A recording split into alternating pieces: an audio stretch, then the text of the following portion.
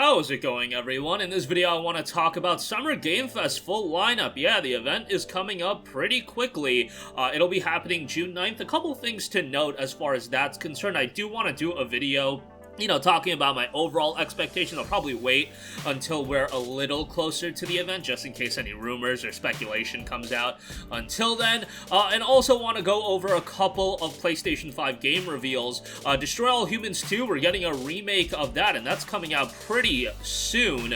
And Romancing Saga, Minstrel Song Remastered, that was originally a PlayStation 2 title. It'll be coming to PlayStation 5, PlayStation 4, Nintendo Switch, PC, and even iOS and Android, so we'll talk that at the end of this video. But first up, Summer Game Fest I really think is going to be one of the big events of the year as far as game reveals and announcements. Yes, I miss E3, and I've been seeing a lot of talk.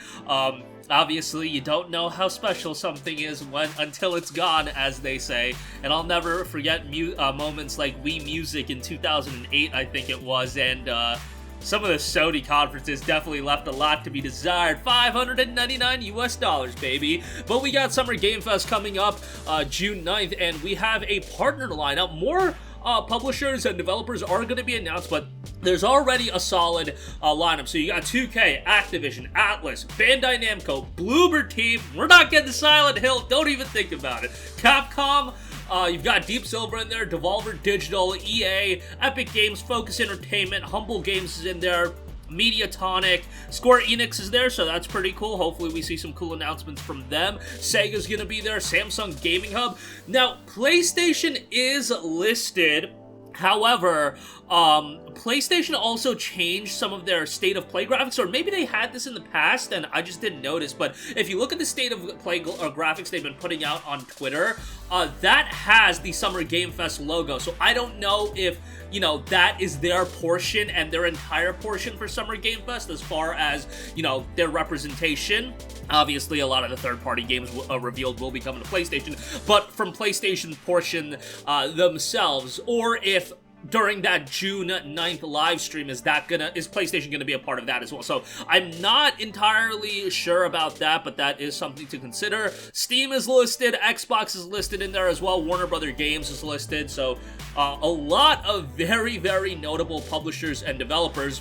I will be interested to see how they tackle it this year compared to last year, because last year there was a bit of, I guess you would say, disappointment when everybody was looking forward to Elden Ring, and there were a lot, and I mean a lot, of smaller games up until the reveal of Elden Ring. Now, they noted they had good intentions, they wanted to put eyeballs on all these smaller games, and then ultimately you would get to Elden Ring. It was like, everybody knew Elden Ring was coming, and the gameplay reveal for that was gonna be there, but it was a lot of waiting, and maybe, for everybody, it was seeing a lot of games that maybe you didn't have interest in, but maybe ultimately that model was effective and it put eyeballs on those games that ultimately people did end up buying. But it'll be interesting to see if they do change up their game plan for that, although I don't even really know what the expectation is. Like with Game Fest last year, everybody knew Elden Ring is what was drawing a lot of the eyeballs. In this case, I don't really know if there's that one big game that everybody's expecting to be at this event.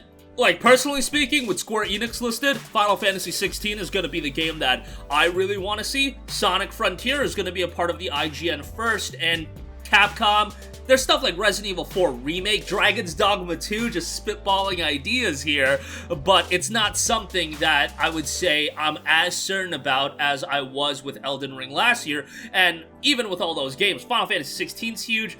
I don't know if FF16 is as big as Elden Ring, with that game being an exclusive. I really don't know if that game's as big as Elden Ring. I don't think it is. But nonetheless, that's just my opinion, and honestly, that might be seen as a little bit of a hot take. Nonetheless, I think you're gonna get a batch of pretty big game announcements, because you also gotta remember, the fall's gotta start coming together here very shortly. Fall is kind of the time of the year where a lot of the big games come out, and while you're not going to get every release date out of this event, I would imagine a healthy portion of those release dates and games that are coming right around that period are going to be dropping come this fall. and that's going to be shown at this event. But that's my 2 cents, and that's kind of my expectations going into it. You know, there's stuff off of left field that I can say, oh, Bandai Namco's going to be there, want to see a new Tales of game, but how do you know that's going to happen? There's really been no rumblings of that, but we'll see how everything turns out. Again, June 9th, and more partners are to be announced later on. I'll leave a link if you want the whole rundown that's been announced thus far. Alright, moving on from that, Destroy All Humans 2 getting a remake, and interesting enough, game is only coming to PlayStation 5 and not PlayStation 4. Now, visually, I think the remake looks pretty good, but I did find that rather interesting. Obviously, you are narrowing down how many people can play the game. It is a budget title at $39.99. The game notes Crypto is back with a license to probe. The alien invader returns groovier than ever. Experience the swinging 60s in all its chemical-induced glory and take revenge on the KGB for blowing up your mothership. You'll have to form alliance with members of the very species you came to enslave.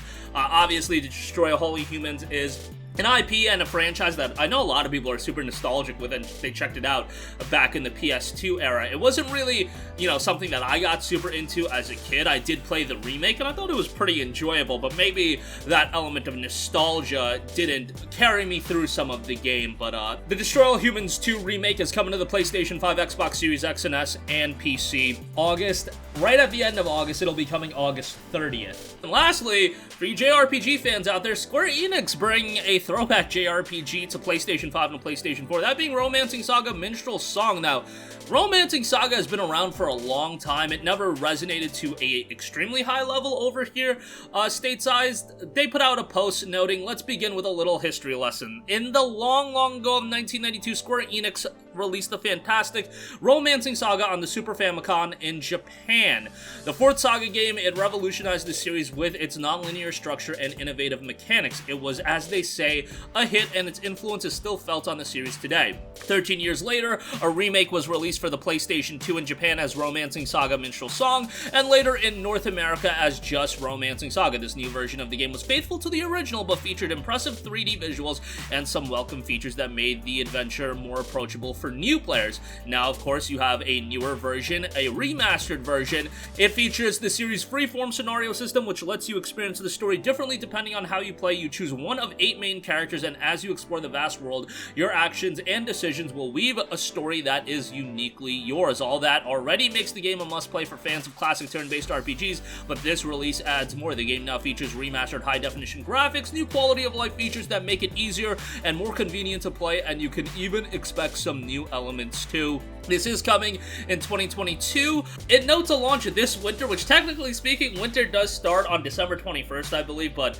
usually when they say that, it's more around, you know, the November-December period, so we'll see. Either late 22 or early 23. A JRPG that's definitely not going to have a ton of buzz surrounding it, but definitely one that's going to have a little bit of that old-school appeal as well. But that's going to do it for me. Again, Summer Game Fest, super excited to see some new game announcements. Give me that Infamous 1 remake. I'll keep begging for that until I drop. But Destroy All Humans 2 remake coming to PS5 only this August. Let me know what you guys think about that. Not being on PS4, and you know, if you're not getting the PS5 yet, I know some of you guys were lucky enough to get the Horizon bundle, so hopefully, you know, more of you guys are getting a PS5, and that's going to be readily available, hopefully, as we get into the fall. And I always say hopefully when it comes to the PS5, because I don't know what's going on as far as chip shortages and all that stuff, but Destroy All Humans 2 remake again coming this August, and Romancing Saga Minstrel Song Remaster will be coming to PS5, PS4, Switch, PC, iOS, and Android this coming winter. That's going to do it for me. Sound off with all of your thoughts in the comments section down below. Thank you for watching, and goodbye. Hey guys, we hope you enjoyed the video, and if you did, make sure to hit the subscribe button, and if you're already subscribed, do us a favor and hit the bell icon. This way you'll be notified whenever we post a new video. That's the best way to keep up with all of our uploads, and we usually try to upload 2 videos a day. And with the bell icon hit, you'll be notified whenever we do upload a video. As always, thanks for watching.